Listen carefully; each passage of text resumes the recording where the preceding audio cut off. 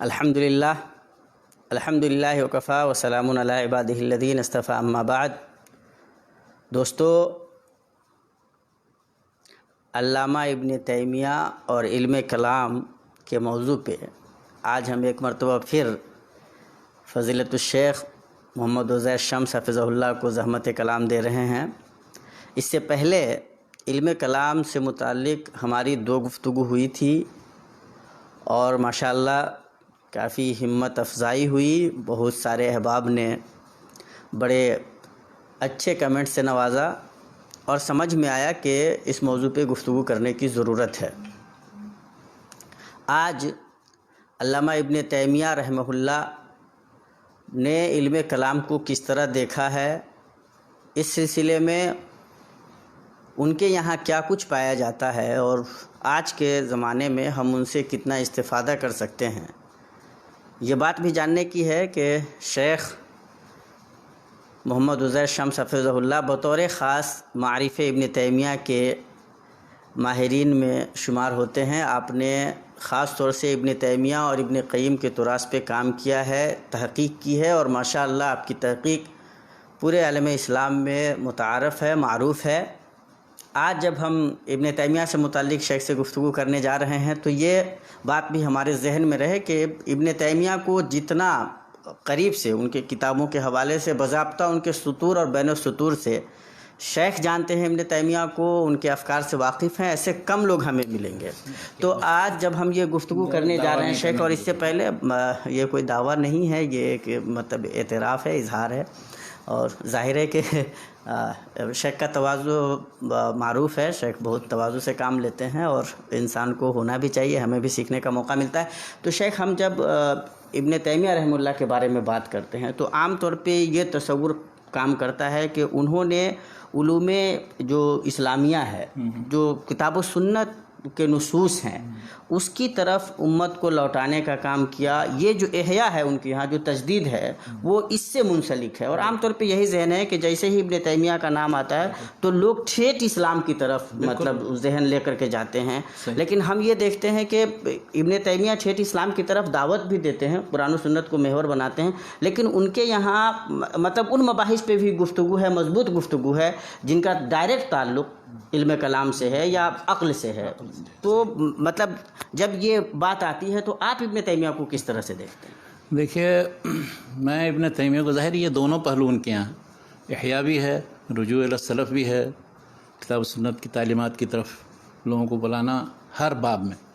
بلکہ میں آپ کو ایک بات بتاؤں، ان کی ایک کتاب ہے الاستقامہ کے نام سے چھپی ہے، تو اس کے شروع ہی میں آپ پڑھیں گے، پہلی دوسری سطر جو ہے وہ یہ ہے کہ 4 چیزوں کا ذکر کیا ہے، بدعی 4 چیزوں کا: الرأی المحدث، الکلام المحدث، التصوف المحدث، السیاسہ المحدثہ۔ تو کہہ رہے ہیں کہ کچھ لوگ یہ سمجھتے ہیں کہ یہ جو نئے اصول و قواعد ان امور میں بنائے گئے ہیں تو ان کی ضرورت ہے اور انہی پر اعتماد کرنا چاہیے، جیسا کہ اب سلسلہ چل پڑا ہے۔ انہوں نے اس کی تصحیح کے لیے انہوں نے کہا کہ یہ کیسے ہے، اللہ کے رسول صلی اللہ علیہ وسلم پر تو دین مکمل ہو گیا تھا ان کی زندگی میں، تو پھر نیا بدعی طریقہ کوئی اختیار کرنے کی ضرورت نہیں ہے ہر باب میں۔ حتیٰ کہ رأی محدث کا مفہوم انہوں نے یہ لیا ہے کہ نصوص کی طرف رجوع کرنے کے بجائے عقلی قواعد اور اصول بنا کر کے، ہم قواعد بنا کر کے اور کسی حکم شرعی سے متعلق منطبق کر دیں، تو اس کو وہ پسند نہیں کرتے ہیں۔ وہ کہتے ہیں کہ پہلے نصوص کو جمع کرو، ان پر غور و فکر کرو، ان سے استنباط کرو۔ یہ طریقہ نہیں کہ معلوم ہوا، جیسے بعض لوگوں نے کہا ہے، ایک امام الحرمین جوینی تھے، 478 میں ان کی وفات ہے، تو انہوں نے یہ کہا کہ اب چونکہ آیات اور احادیث محدود ہیں اور واقعات کا سلسلہ لامتناہی ہے، تو ظاہر ہے لازماً تھوڑا سا عشر و معشار بھی تھوڑا سا صرف نصوص سے مستنبط ہوگا، باقی تو سب قیاسی سے مستنبط ہوگا۔ تو انہوں نے اس پر رد کیا، بلکہ ایک کتاب مستقل لکھی، قاعدۃ فی شمول النصوص للاحکام۔ انہوں نے یہ بتایا کہ جو لوگ یہ سمجھتے ہیں کہ قرآن و حدیث کے نصوص جو ہیں وہ مسائل کے سلسلے میں، احکام کے سلسلے میں کافی نہیں ہیں، تو وہ بہت بڑی غلط فہمی میں ہے۔ تأمل کریں گے، غور و فکر کریں تو بہت سی چیزیں اسی میں ملیں گی، لیکن یہ ان کے تأمل کرنے، غور و فکر کرنے کا طریقہ ہی غلط ہے۔ اس لیے وہ سمجھتے ہیں کہ ساری چیزوں میں ہم اکثریت مسائل میں قیاس کے محتاج۔ اسی طرح سے انہوں نے سیاست شریعہ سے متعلق پوری ایک کتابیں لکھ ڈالی، تو اب نئے اصول و قواعد سیاست و اصول حکمرانی میں نہیں بنانے کی ضرورت ہے، اس کے اصول و قواعد قرآن میں موجود ہیں. کیا بات. اسی طرح سے تصوف محدث، وہ کہتے ہیں زہد و تصوف کا سلسلہ موجود ہے اس میں قرون اولیٰ میں. اب جو چیزیں سلف سے ثابت ہے اس کے مطابق تزکیہ نفس ہے، اعمال قلوب ہے، وہ سب کرنا چاہیے، ذکر اذکار وغیرہ، نہ کہ کوئی محدث ہے بدعی طریقہ. تو اسی طرح سے کلام محدث، یعنی علم کلام کے سلسلے میں جو بدعی طریقہ اختیار کیا گیا ہے بعد میں متکلمین و فلاسفہ کے ذریعے، تو وہ یہ کہتے ہیں کہ یہ طریقہ غلط ہے، اس لیے کہ اس میں ایسے اصول و قواعد بیان کیے گئے ہیں اور ایسے بنیادیں مقرر کی گئی ہیں کہ جن پر جو اعتماد کر کے متکلمین نے بہت ہی غلط سلف، بہت سے دور کے مسائل مستنبط کیے اور جن کا اصول الدین سے کوئی تعلق نہیں. اس کا مطلب یہ ہے شیخ کہ ابن تیمیہ سرے سے ابن کلام کو خارج نہیں کرتے ہیں. وہ مطلب اس کی کلام المحدث عبادت دیکھیے، اسی لیے مطلب وہ مطلب تفریق کرتے ہیں کہ وہ کون سا مفید ہے اور کون سا ایسا ہے جو مطلب دخیل ہے اور کس طرح کی عقلی یعنی غور و فکر کی کوشش مناسب ہے اور کس طرح کی نہیں مناسب. اس کی پوری تفصیل بیان ہے، میرے پاس تو سارے اقتباسات. جب وہ یہ کام کر رہے ہیں، یہ بات کہہ رہے ہیں، تو اس کا مطلب ہے کہ ان کے زمانے میں جو علم کلام رائج رہا ہوگا اس پہ ان کی نظر ہوگی، وہ دیکھ رہے ہوں گے. تو وہ اپنے زمانے تک کے جتنے فکری فلسفیانہ متکلمانہ رجحانات، بلکہ اور دوسرے علوم میں بھی، یہ تو ہم آج علم کلام پر گفتگو کر رہے ہیں، اس لیے اس کے جتنے رجحانات تھے، مختلف جتنے فرقے تھے، اس سے مختلف جتنے مباحث کا سلسلہ ہے، وہ سب ان کی نظر میں، سب کو پڑھا تھا انہوں اور دیکھا تھا. بلکہ میں یہی کہنا چاہتا ہوں کہ افسوس کہ ابن تیمیہ کے اس منہج کو نہ لوگوں نے بعد میں سمجھا. بہت کم لوگ ہوں گے جنہوں نے اس کو پیش کیا اور اس کو جانتے ہیں. بلکہ ابھی میں باتیں ایسے بیان کہوں کہ لوگ حیران رہ جائیں کہ یہ کیا بات ہوئی، ابن تیمیہ کے تعلق سے اس طرح کی بات کیسے کہی جا رہی ہے. ابن تیمیہ، میرے پاس سارے اقتباسات ہیں اس کی، وہ یہ کہتے ہیں کہ یہ جو کلام محدث ہے وہ غلط ہے، اور اسی پر نکیر کی تھی سلف نے. جتنا امام احمد بن حنبل، امام شافعی اور دوسرے سارے سلف سے منقول ہے. تو اس طرح کے اصول و قواعد کہ جس سے مسائل غلط مستنبط ہوتے ہیں، جو بنیادیں ہی غلط ہیں، تو ان کا انکار کرتے ہیں. ان کے مقابلے میں وہ اصول و قواعد کہ جو قرآن سے انہوں نے مستنبط کر کے دکھائے ہیں، کہا کہ اس پر اگر بنیاد رکھی جائے اور اس سے متعلق پھر اس بعد قرآن مجید اور نصوص سنت کی روشنی میں اور سلف کے آثار کی روشنی میں ہم عقلی نقلی دلائل دونوں استعمال کرتے ہوئے، بلکہ انہی نقلی دلائل کو بھی وہ عقلی دلائل کہتے ہیں، تو پھر یہ تو مطلوب ہے. اور اس کے سلسلے میں انہوں نے پورا ایک فارمولہ ہے، انشاءاللہ ہم آتے ہیں بتاتے ہیں آپ کو. تو یہ جو تو کہنا یہ ہے کہ اس کو لوگوں نے سمجھا نہیں، اور بہت کم لوگ ہیں کہ جنہوں نے بعض اس پر اشارہ کیا. انہوں نے ایک ٹرکش ایک اسکالر ہے، ایک کتاب چھپی ہے کراچی سے، آکسفورڈ یونیورسٹی پریس سے 2010 میں. دوسرے ایک مقالہ لکھا ہے کہ ابن تیمیہ نے جو عقلی قرآنی منہج بیان کیا ہے عقائد کے سلسلے میں، متکلم پر جو تنقید کی ہے، وہ کیا ہے. اب آپ یہاں سعودی عرب کے سارے رسائل جامعہ میں دیکھ جائیے، کہیں ایک مقالہ نہیں ملے گا آپ کو، اس لیے کہ وہ سمجھتے ہی نہیں ہیں علمی کلام سے متعلق جو انہوں نے رد لکھا ہے، جو مناقشہ کیا ہے، جو افکار و نظریات پیش کیے ہیں، کس طرح سے عقلی استدلال کیا جائے ان مسائل پر. بلکہ ابن تیمیہ نے جو صراحت کی بعض جگہوں پر، اگر وہ سب کہیے تو میں پڑھوں، لیکن یہ کہ پڑھیں گے تو پھر دوسری باتیں رہ جائیں گی.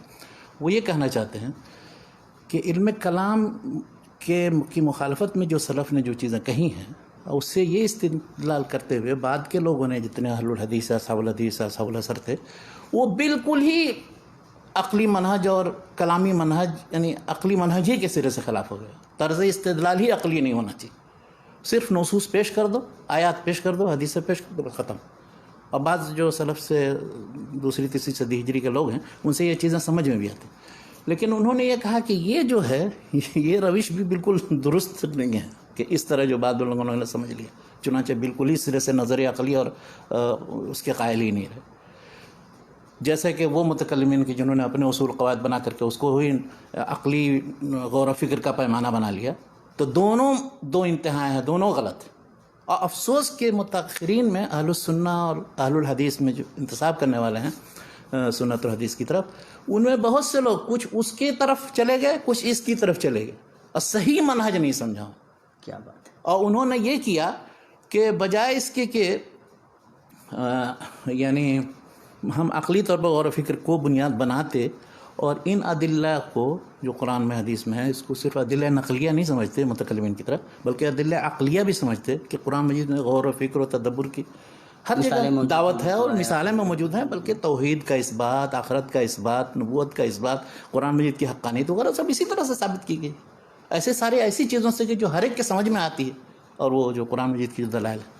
تو ان کا کہنا یہ ہے کہ ان لوگوں نے بجائے اس کے کیا کیا، بعض سلف نے جنہوں نے ضم الکلام سے متعلق کتابیں لکھیں یا الشریعہ یا اصول الدین کے نام سے کتابیں لکھیں، تو انہوں نے یہ کیا کہ وہ ساری روایات جو رتب و یابس بالکل ضعیف، موضوع، ہر طرح کی سب جمع کر دی، چاہے اس سے استدلال درست ہو نہ ہو، سب جمع کر دیا انہوں نے من باب ما ورد، جیسا کہ ہوتا ہے عام طور پر محدثین کا طریقہ۔ تو کہا یہ طریقہ درست نہیں تھا، اس کے مقابلے میں غور و فکر کر کے اگر وہ قرآن حدیث سے ان نصوص پر غور و فکر کر کے وہ عقلی منہج دریافت کرتے اور اس کے مطابق پھر عقیدے کا اس بات کرتے تو درست، لیکن افسوس کہ بہت کم، شاید میرے خیال سے امام ابن تیمیہ کے زمانے تک شاید ہی چند لوگ ہوں کہ جنہوں نے امام احمد بن حنبل کی کتاب اور الزنادقہ والجمیع میں نے بتائی تھی، یا اسی طرح سے ابو المظفر السمعانی کی ایک رسالہ صالح الحدیث، یا عثمان بن سعید الدارمی کی ایک رسالہ ہے جو بشر المریسی کے رد میں ہے، ان لوگوں نے یہ، اب عام دوسری کتابیں دیکھیے تو کچھ نہیں اس میں، بس ایسی ہی ہے۔ ابن قتیبہ نے مثال کے طور پر وہ جو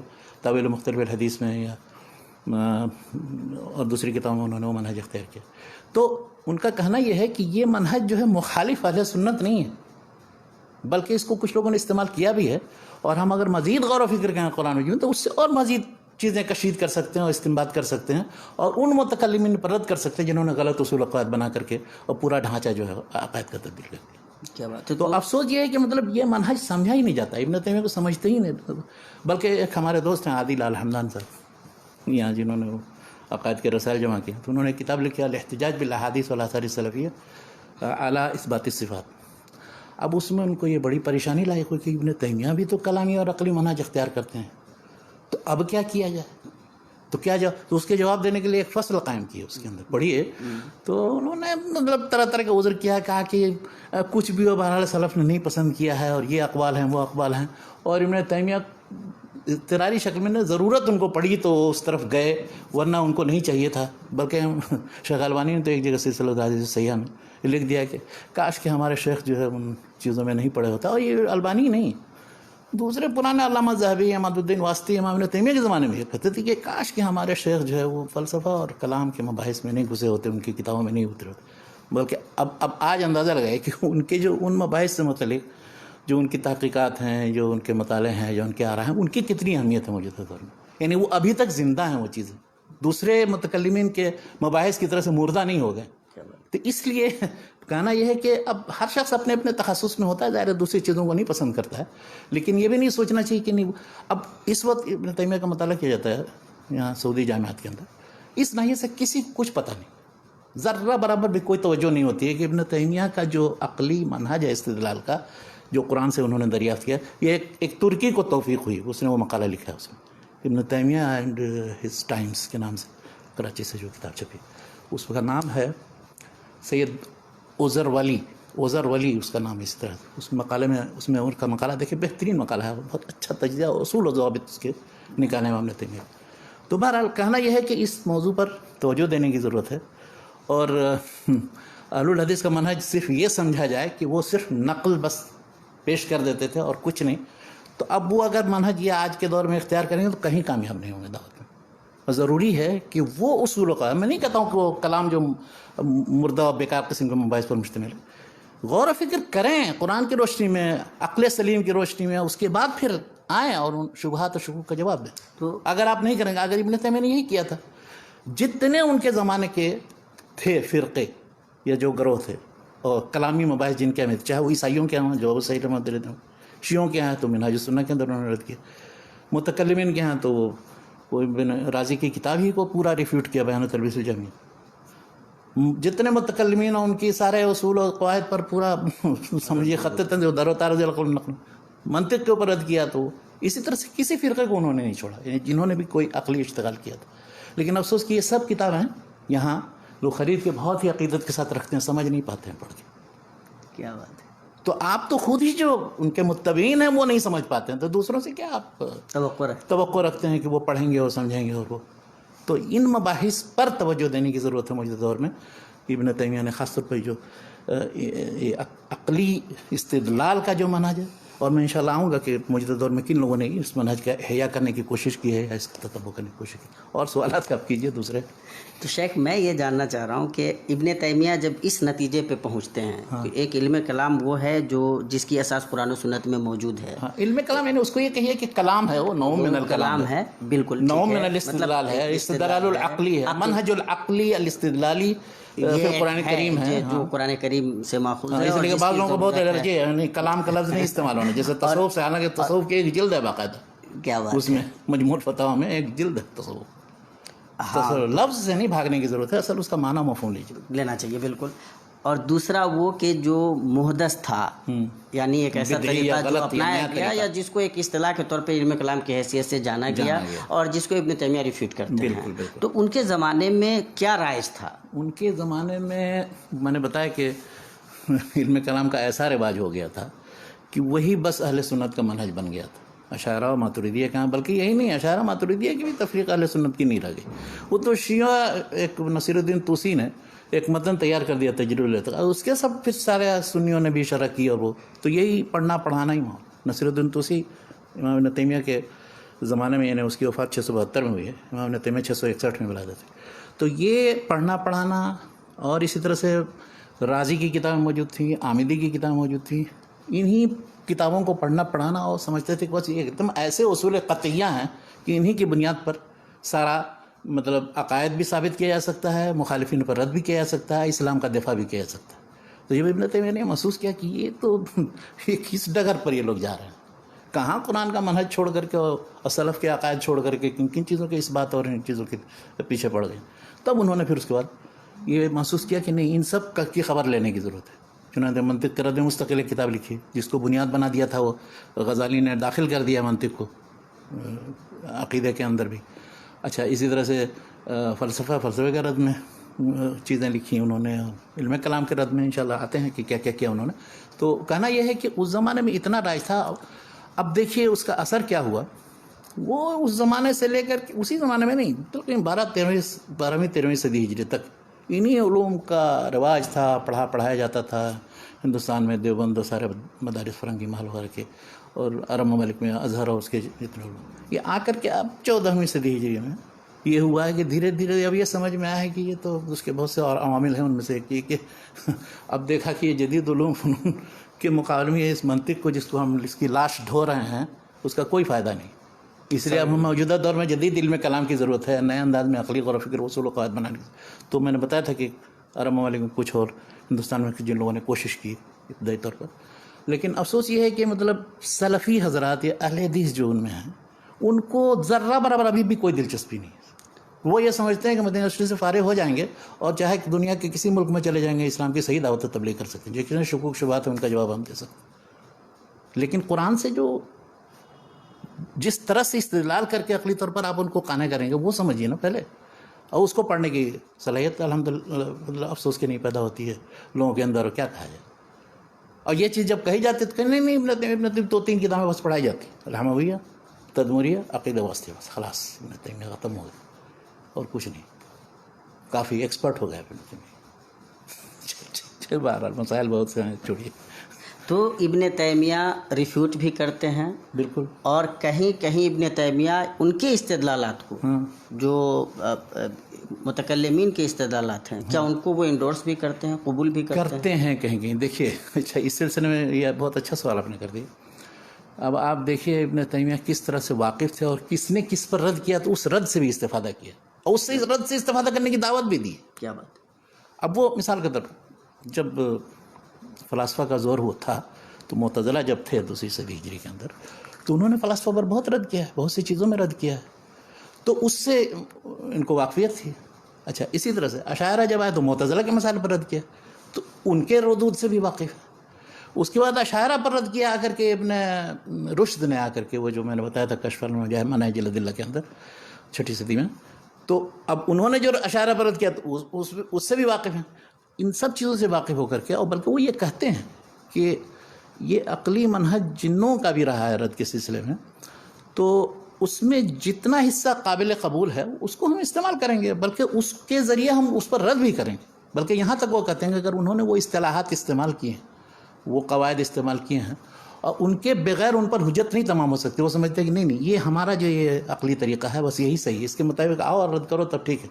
تم کیا قرآن آیات اور حدیثیں پڑھ کے صرف گزر جاتے ہو؟ تو وہ بھی استعمال کرنا ان کے لیے درست ہے رد کرنے کے لیے. بلکہ یہ مثال دی انہوں نے کہ کہیں کسی جگہ اگر گندگی صاف کرنی ہو یا کچھ مٹا ادھر ادھر کی کوئی چیز لکھی ہوئی ہو گندگی، تو پہلے اس کو مٹاؤ، صاف کرو، یعنی رگڑ کر کے اس کو دور کرو پہلے، اس کے بعد اس میں کچھ لکھو گے تب ثبت ہوگا نا. تو اس لیے اس منہج سے استفادہ اس حد تک کرنا چاہیے اور کرنا ہے، اور کم از کم مجموعی طور پر مطلب ہے کہ اس سے واقفیت، اس کے کیا اصول و بنیاد ہیں، کتنی کمزور بنیادیں ہیں، کس حد تک قرآن مجید کے اس سے ٹکراتی ہیں نہیں ٹکراتی، ان سب کی واقفیت اسی وقت ہوگی جو آپ پڑھیں گے نا. کیا بات. تو اس کا مطلب یہ ہے شیخ کہ سلف کا جو نظریہ رہا ہے جب وہ متکلمین کو یا علم کلام کو رد کرتے ہیں تو اس کا بھی انہوں نے کوئی مفہوم متعین کیا ہوگا ابن تیمیہ رحمۃ اللہ علیہ؟ انہوں نے یہ کہا کہ یہ کلام جو جس سے لوگ بچتے تھے وہ بدعی کلام یا طریقہ کلام جو محدث کلام ہے اس کو پسند نہیں کرتے تھے. لیکن یہ نہیں اس کا مطلب ہے کہ سلف میں کوئی بھی عقلی استدلال کا منہج نہیں اختیار کرتا تھا. اور اس کی سب سے بڑی مثال امام احمد بن حنبل ہے. امام بن حنبل کی کتاب رد الزنادقہ والجہمیہ پڑھیے، پورا کا پورا وہی مناقشہ عقلیہ اور نصوص بھی پیش کرتے ہیں، اس کے ساتھ ساتھ اس سے استنباط کرتے ہیں اور عقلی طور پر حجت تمام کرتے ہیں. اس طرح سے عثمان بن سعید الدارمی 281 ان کے فرق، ان کی کتاب ہے بشر انوریسی کے رد، وہ دیکھیے اس میں بھی اسی طرح سے حجت تمام کی ہے. ابن قتیبہ کی کتاب ہے اور دوسرے بہت سے مصنفین کی کتابیں ہیں، حتیٰ کہ امام بخاری کی وہ خلق و افعال العباد صرف نہیں یہ روایتیں جمع کرتی ہیں، وہ اس انداز میں جمع کی ہیں اور اس طرح سے گفتگو کی ہے کہ وہ بالکل اس مسئلے کو ثابت کرنے کی کوشش کی. تو امام ابن تیمیہ کہنا یہ ہے کہ ایک طرف تو کچھ لوگ ایسے تھے صرف جو روایتیں جمع کرتے تھے، دوسری طرف بہت سے ایسے بھی تھے کہ جنہوں نے عقلی استدلال سے کام لیتے ہوئے اور حق بات ثابت کیا، اہل سنت کی طرف سے دفاع کا کام کیا. تو سب کو ایک لاٹھی سے نہیں ہانک دیجیے اور کہیے کہ سب ہی ایک دم بالکل. علم کلام بدعی یا کلام محدث، اسی لیے وہ لفظ استعمال کرتے ہیں علم کلام محدث کا.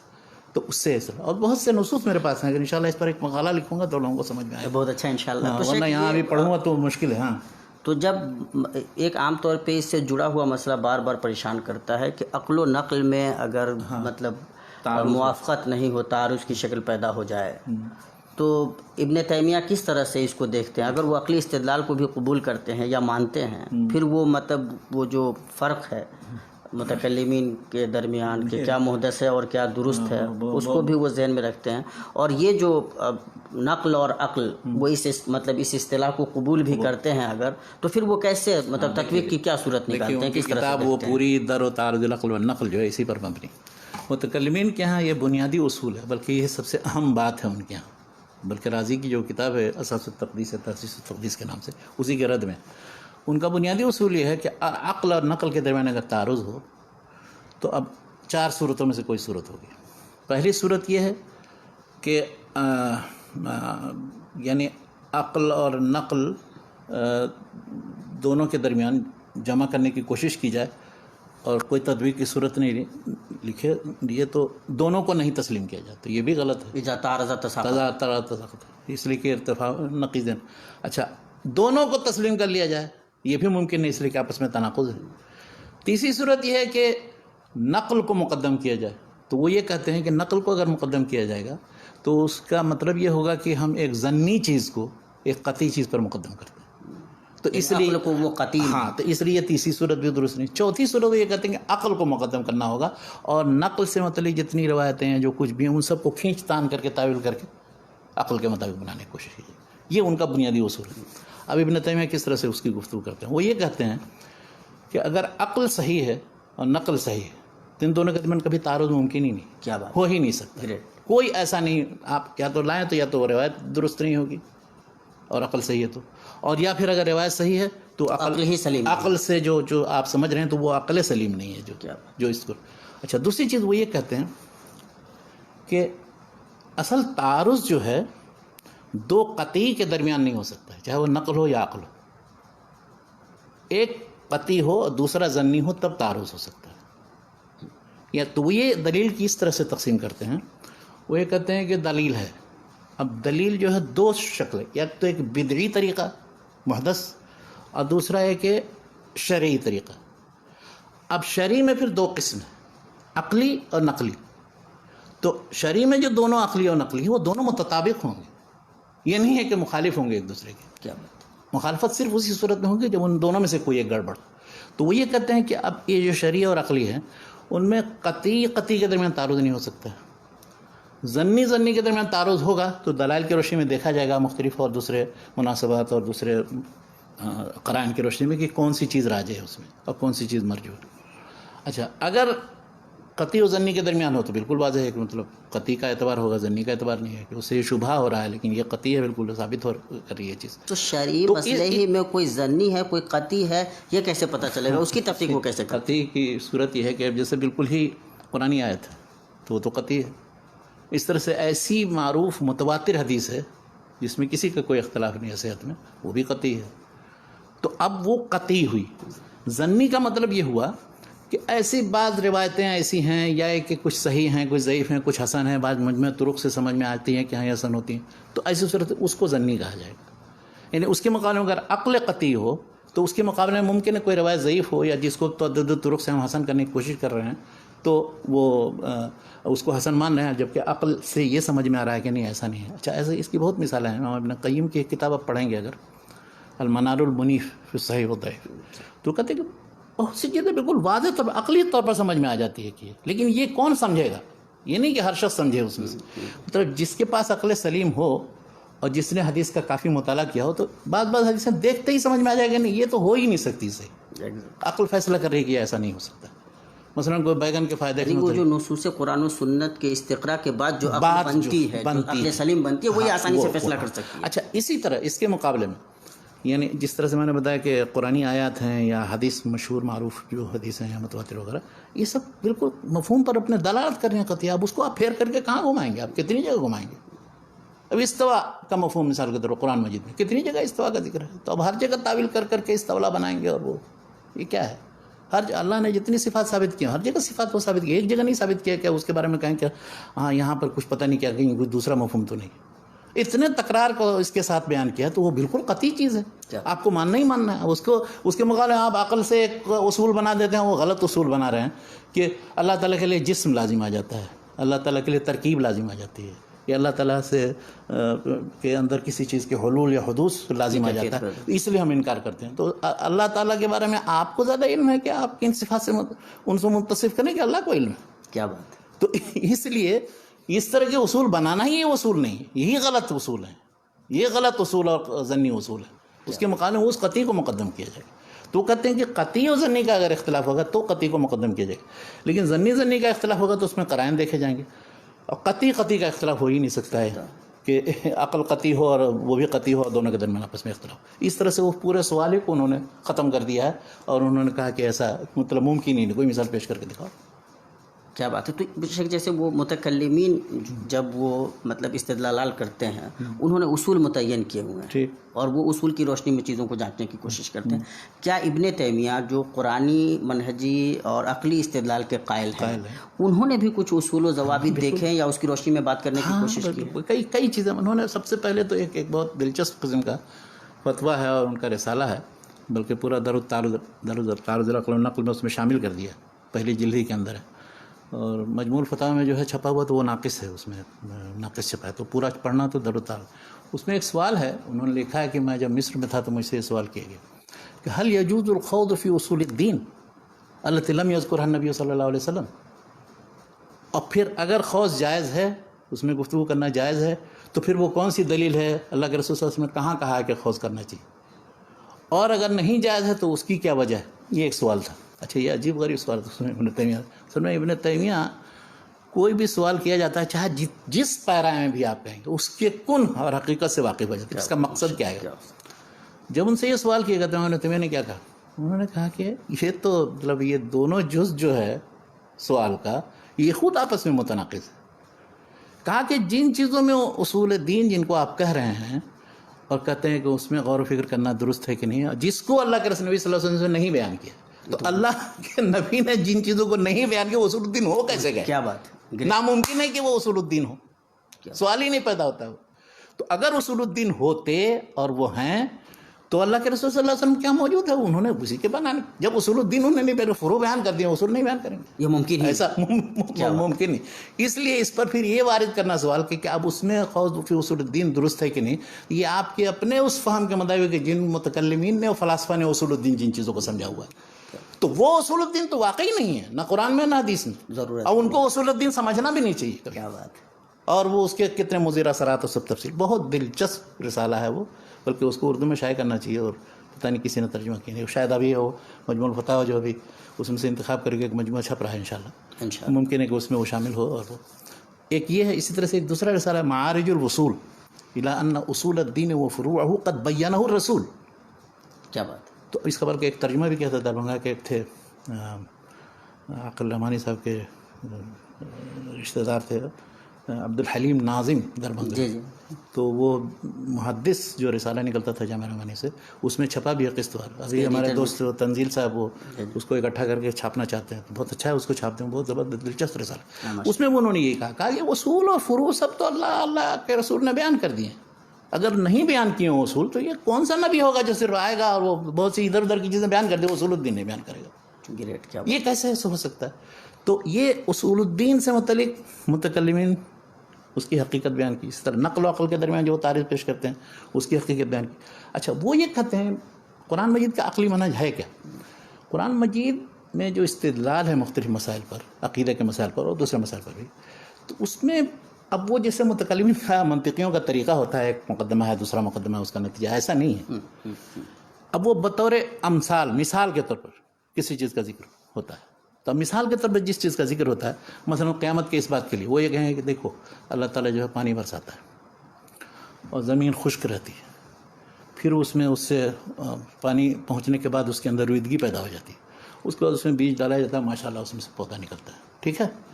تو جس طرح سے اس مردہ زمین میں بارش اللہ آنے کی وجہ سے وہ ہوا، تو اسی طرح سے اللہ تعالیٰ جو ہے اس زندگی کے بعد دوسری زندگی لے آئے گا. اور وہ اسی طرح سے دوسری مثال مثلا وہ عقلی دلیلیں بھی، مثلا اب افعجینا بالخلق الاول بل هم فی لبس من خلق. پہلی مرتبہ جب انسان کو، مخلوقات کو پیدا کیا، اس وقت ہمیں کوئی پریشانی لاحق ہوئی تھی کہ آئندہ دوبارہ پیدا کرنے میں کوئی مشکل ہوگی، بلکہ وہ تو اور زیادہ آسان ہے. تو ضرب الامثال کے ذریعے یا اس طرح سے ایسے اصول اور قواعد یا برہان، یعنی اس طرح کی بھی دلیل ہے مثلا اللہ کے لیے یا اللہ کی صفات ثابت کرنے کے لیے. اب یہ ہے کہ تم مشرکین اپنے خداؤں اور معبودوں کے لیے اپنا الگ سے حصہ لگاتے ہو اور ایسا ان سے یہ چیزیں باندھتے ہو اور اس کو ترجیح دیتے ہو، اور وہ تو اس سے زیادہ مستحق تو اللہ تھا. اس کو قیاس الاولیٰ کہا جاتا ہے منطق میں، برہان اولیٰ کہا جاتا ہے. تو اس سے اولیٰ تو وہ ذات ہے کہ جس نے سب کو پیدا کیا. یہ معبودان تمہیں کیا دیتے ہیں اور کیا فائدہ پہنچاتے ہیں؟ تو یہ طریقہ استدلال جس کو منطقیوں نے نام دیا، قرآن میں بہت سی جگہ استعمال کیا ہے. یا مثلا دو طرح کے ایک چیز ہوگی تو نتیجہ ایک ہی ہوگا، مختلف نہیں ہوگا. اور اگر مختلف ہوں گے تو دونوں کا نتیجہ ایک نہیں ہوگا، الگ الگ ہوگا. جیسے قرآن میں کافروں کے افنجعل المسلمین کالمجرمین ما لکم کیف تحکمون. تو ان سارے اصول عقلیہ کی طرف رہنمائی قرآن نے کی ہے، اور ان میں تامل نہ کرنا یہ ہماری کوتاہی ہے، کوتاہی نظر ہے. اور ہم دوسرے اصول جو بنائے ہیں وہ یونانیوں سے درآمد کر کے سمجھے کہ ہاں ہم نے اپنے اصول جو ہے زبردست. یا اسی طرح سے مثلا قرآن مجید میں جتنی قسمیں ہیں، تو جہاں بھی جس چیز کی قسم کھائے گی وہ دراصل دلیل ہے مابعد کے لیے. کسی بھی چیز کو، والتین والزیتون وطور سین وہذا لقد خلقنا الانسان فی احسن تقویم کے لیے یہ سب چیزیں دلیل ہیں. کیا بات ہے. اسی طرح سے جہاں بھی دیکھیے گا کہیں بھی قسم ہے تو وہ مقسم بھی یا جس چیز کے لیے بعد میں ذکر ہے. اور اسی طرح حتیٰ کہ وہ جو برہان جس کو کہتے ہیں منطقی لوگ، یعنی وہ بالکل قطعی دلیل ایسی جو قیاس سے ثابت ہوتی ہے، اس طرح کے قیاس بھی موجود ہیں، بس وہ طریقہ نہیں اختیار کیا گیا اس میں. یعنی اگر تم اس پر غور کرو، پھر اس پر غور کرو، پھر اس پر غور کرو، تو سمجھو گے کہ نبی جو ہے وہ سچا ہے، وہ جھوٹ نہیں بولتا. جب تمہارے نزدیک وہ پلا ہے، بڑھا ہے، سب کچھ ہے، اور وہ ادھر ادھر کچھ پڑھا لکھا بھی نہیں ہے اور کہیں کسی جگہ سے کچھ اس نے نہیں لیا، اس کا مطلب ہے کہ وہی جو نازل کی گئی وہ اس میں سچا ہے، وہ دعوت دے رہا ہے، تو صحیح ہے. قرآن مجید کی حقانیت سے متعلق تو ان چیزوں پر غور کرنے کی ضرورت ہے. ہم غور نہیں کرتے ہیں، توجہ نہیں دیتے ہیں، دعویٰ کرتے ہیں ابن تیمیہ کا منہج پر ہے. تو ابن تیمیہ نے اس طرح سے سارے اصول و قواعد، بس وہ ہے کہ چونکہ منضبط لوگوں نے کیا نہیں، ان کا جو قرآنی عقلی منہج ہے وہ منتشر و متفرق ہے جگہ جگہ. تو اگر ہمیں اس کو اگر ابن تیمیہ منضبط کے کریں، یہ اصول منضبط کرنے ہوں تو ہم کن کتابوں کی طرف رجوع کریں؟ ابن تیمیہ کی کن تحریروں کو ان دیکھیں؟ کی ساری ہی کتاب اصل میں وہ کہاں کون سی بات کس جگہ کس سیاق میں لے آتے ہیں، لیکن بنیادی میں بتاتا ہوں آپ کو. اب اس میں بنیادی تو در و تعارض العقل والنقل ہے، جس میں متکلمین کو بلکہ ایک ایک شخص کے اقتباسات لمبے لمبے لے کر کے ان کو ریپیٹ کیا. اور یہ بھی ابن تیمیہ کی خصوصیت ہے. مخالفین جو ہیں کبھی بھی ابن تیمیہ کا پورا کلام پورے سیاق کے حساب سے نہیں نقل کر سکتے، اس لیے کہ پورے سیاق سے نقل کریں گے تو اس پر رد نہیں کر سکتے، نہ مناقشہ کر سکتے. تو ایک تو در و تعارض العقل والنقل کا بے نظیر کتاب ہے. اچھا الرد علی المنطقین، وہ بھی منطق پر بھی رد ہے، بہت سے فلسفیوں متکلمین پر. اچھا تیسری ایک کتاب ہے الصفدیہ کے نام سے، ابن سینا اور ان کے معتقدین پر رد ہے. اور ایک دو تین جو چھوٹی کتابیں بتائیں، حل یجوز الخوض فی اصول الدین جو در و تعارض کا ایک حصہ ہے، یا معارج الوصول ہے الی ان اصول الدین. اچھا ایک ان کی کتاب بہت اخیر میں وہ لکھی تھی، کتاب النبوات کے نام سے. اس میں نبی رسول معجزات ان سب پر بحث ہے، وہ بہت زبردست وہ کتاب ہے، اور اس میں تقریباً پچھلے افکار کا خلاصہ ہے. اب پھر وہ کتابیں کہ جو انہوں نے بظاہر دوسرے عنوان سے لکھی ہیں، مثلا شیعوں پر رد ہے منہاج السنہ، اس میں بہت سے ایسے اصول و مباحث ہیں، اس میں سے نکالا جا سکتا. اور اسی طرح الجواب الصحیح لمن بدل الدین الرسی، بے نظیر کتاب ہے. لوگ سمجھتے ہیں کہ وہ عیسائیوں پر رد ہے، بس اس کتاب کو جس کو عیسائیوں پر رد پڑھنا وہ پڑھے.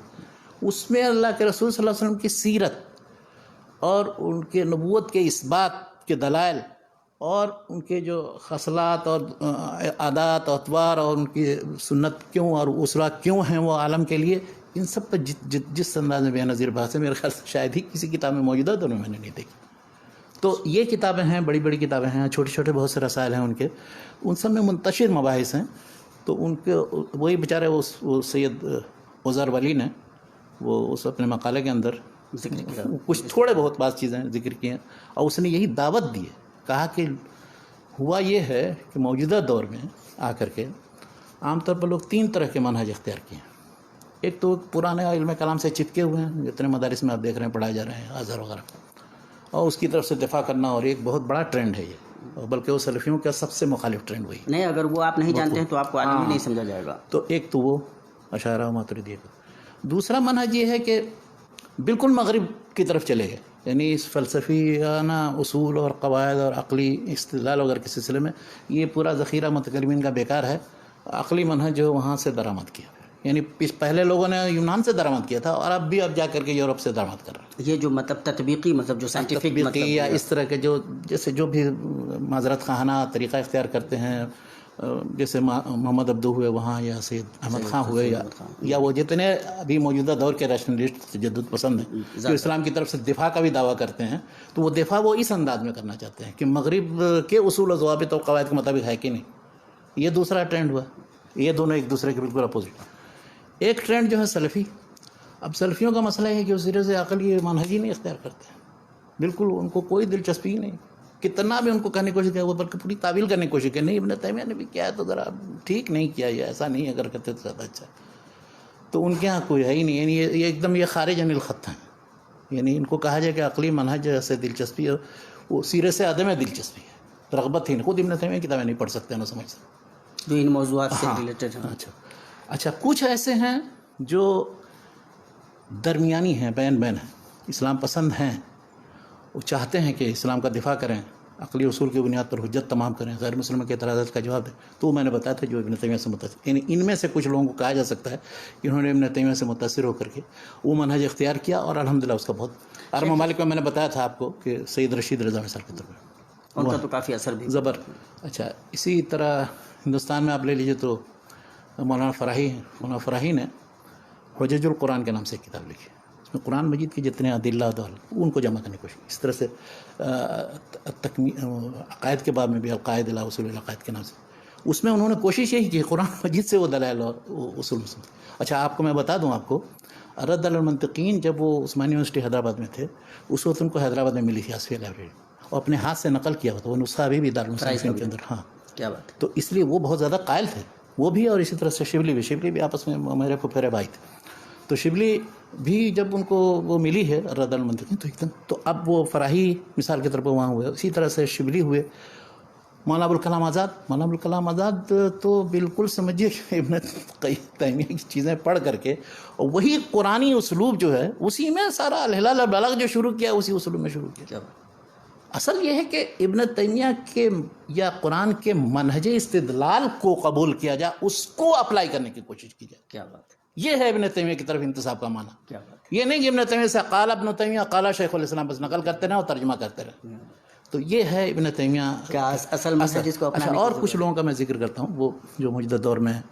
ایک تھے روسی ترکستان کے، وہ تھے بہت مشہور آدمی الوشیہ فی نقد عقائد شیعہ وغیرہ، انہوں نے لکھی موسیٰ جار اللہ.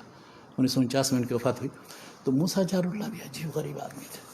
انہوں نے عقائد پر بعض کتابیں لکھی، پورا کا پورا ابن تیمیہ کی چھاپ ہے.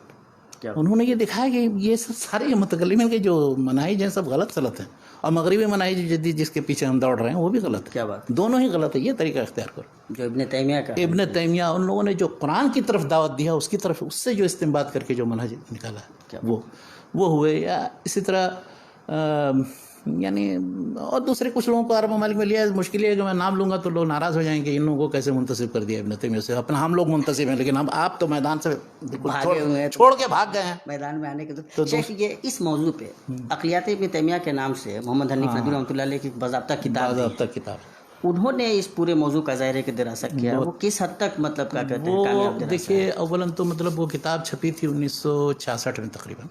اس سے پہلے مقالات کی شکل میں ثقافت میں، اور وہ جو مجلہ نکلتا تھا ان کا ادارہ ثقافت اسلامی کا، تو اس میں انہوں نے مقالات کی شکل میں بعد میں جمع کیا 1966 میں. اس پر سن طباعت نہیں ہے لیکن ان پر جو بھٹی صاحب نے کتاب لکھی ہے ارمغان حنیف منصور، اس میں جو ساری کتابوں کی سن دی ہے تو اس میں 1966 لکھا ہوا ہے.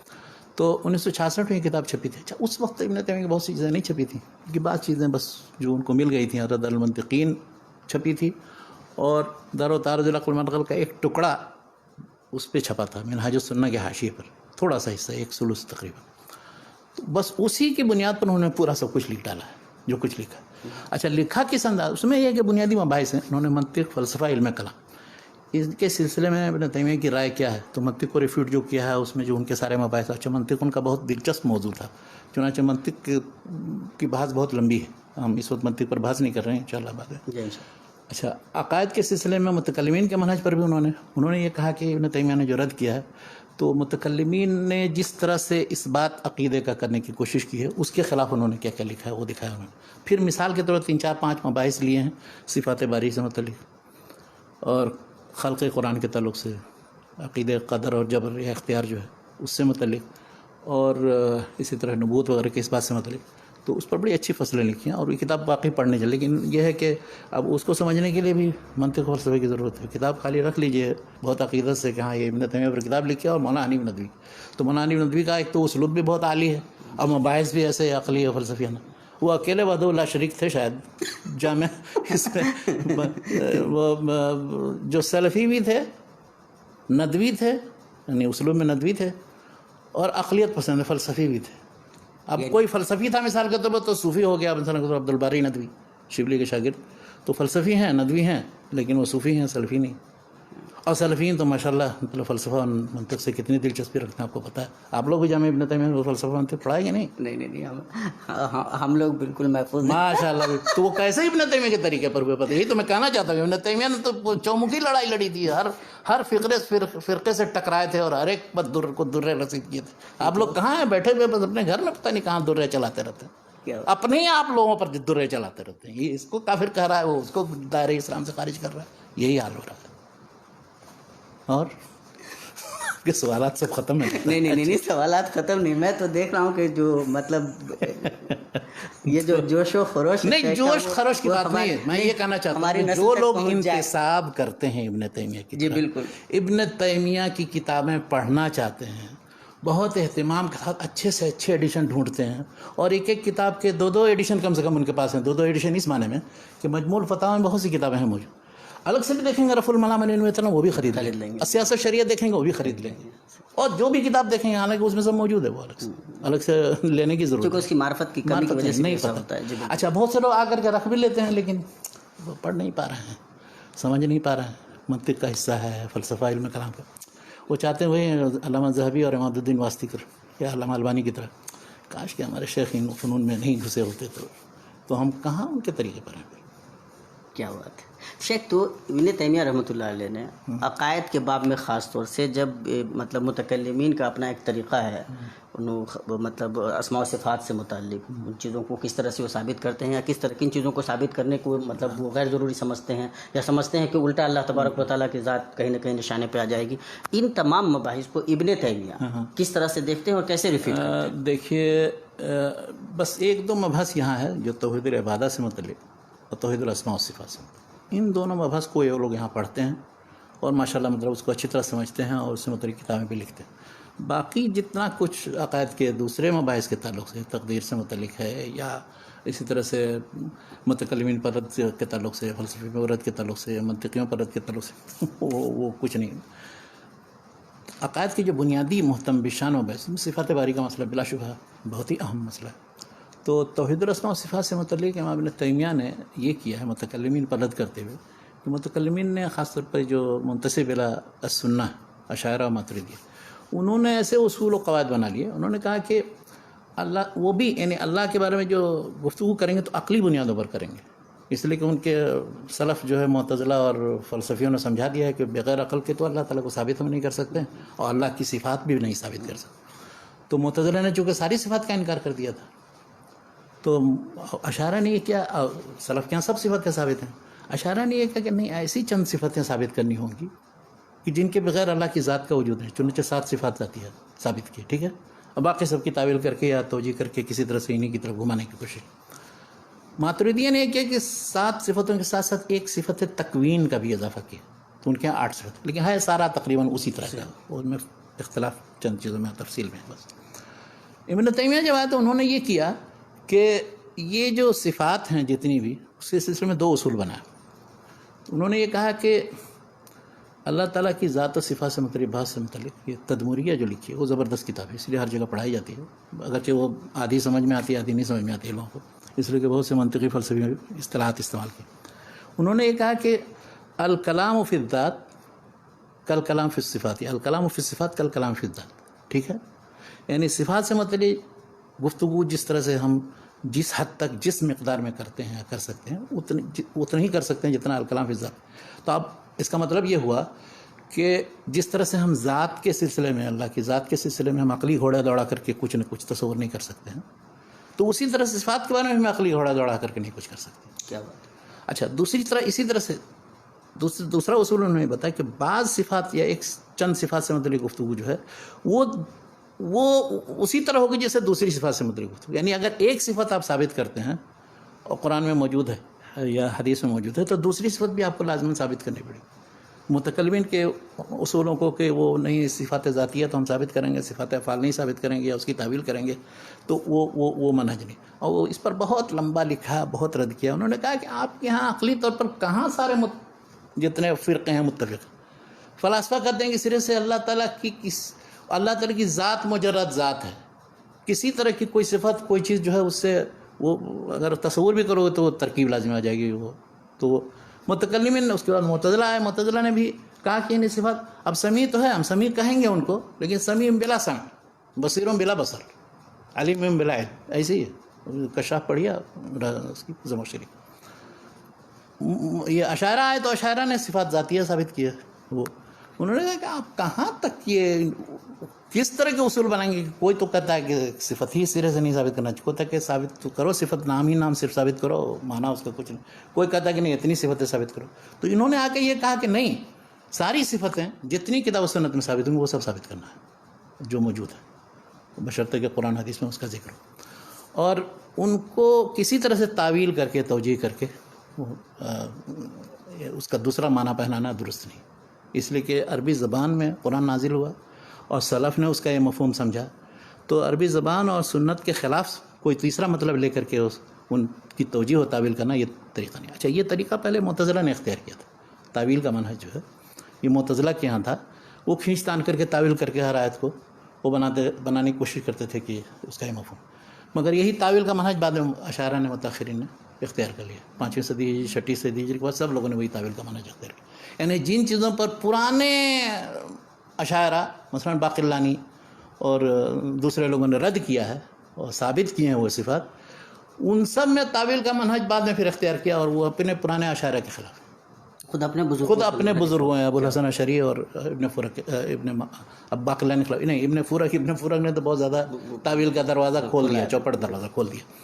تو انہوں نے ایک تو تعویل پر تنقید کی، اور قرآن و حدیث میں جو چیزیں ثابت ہیں ان کو ہم ثابت کریں گے، اور کسی طرح کے عقلی بنیادوں پر وہ اچھا جو لوازمات آپ سمجھتے ہیں ان لوازمات پر تردید کی. انہوں نے کہا کہ نہیں، یہ سب لوازمات کہیں نہیں ثابت. وہ آپ کے ذہن میں یہ لوازمات، مثلاً آپ جب کہیے ید، تو ید کو وہ کہتے ہیں کہ نہیں، ید اگر مانیں گے تو اس کا مطلب اللہ تعالیٰ کے ہاتھ ہیں، ہاتھ جا رہا ہے تو اس سے جسم ہونا لازم آئے گا.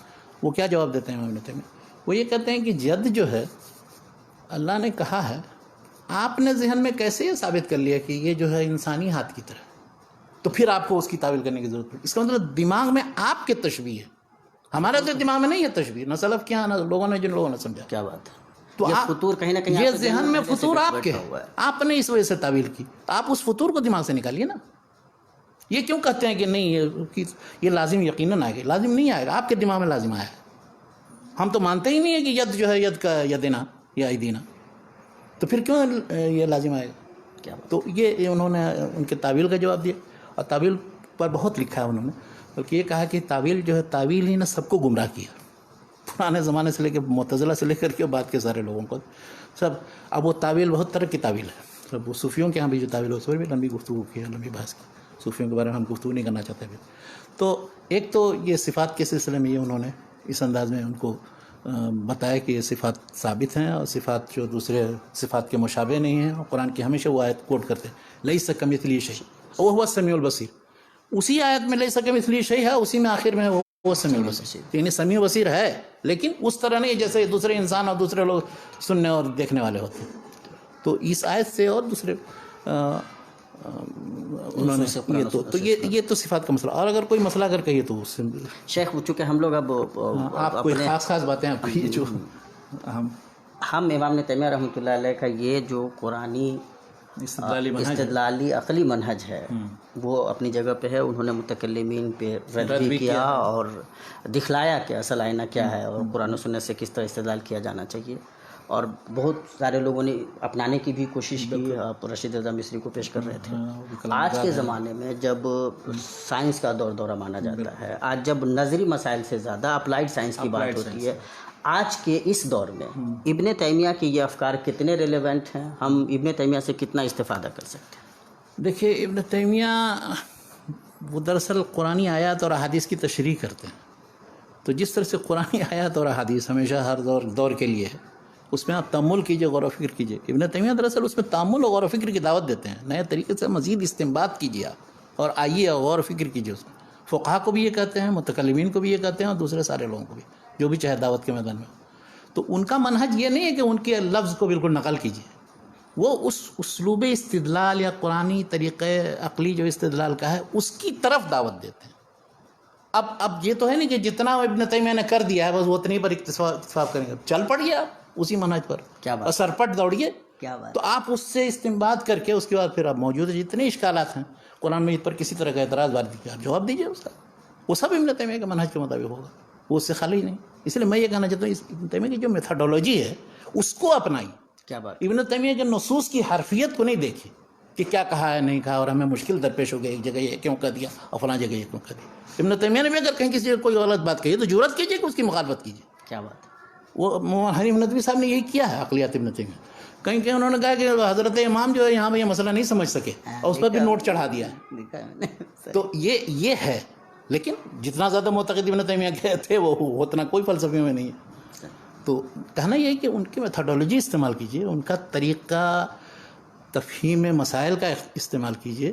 اور اس لیے پھر آپ کو اچھا بہت سے شبہات ایسے ہیں موجودہ دور کے، اگر آپ دیکھیں گے مثلا الجواب الصحیح محمد الدین المسیح، وہ بھی علم کلام ہی کی کتاب ہے، ظاہر ہے اسلام کے دفاع میں ہے تو عیسائیوں کو ریفوٹ کرنے کے لیے، اور بہت عظیم کتاب ہے، بلکہ اس جیسی کتاب آج تک نہیں لکھی ہے. یعنی رد عیسائیت میں اس سے عظیم کتاب کوئی نہیں.